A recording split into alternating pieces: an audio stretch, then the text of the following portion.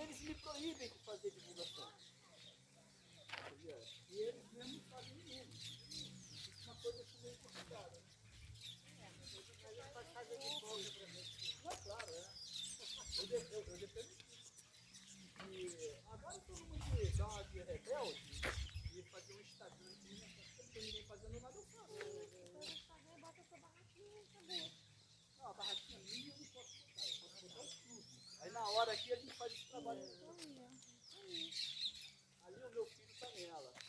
Mas não é meu filho, sacanagem. Então aqui é jardim, ó. Aqui mora direto, né? Não, morar não. Não, ele trata como uma casinha de campo.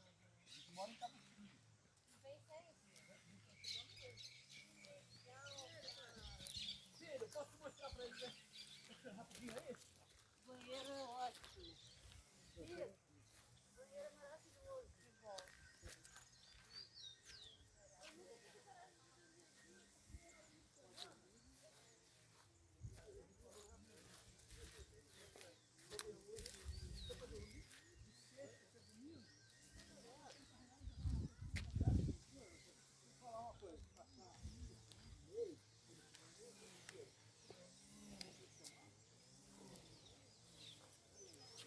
Camping na Serra de Nova Friburgo.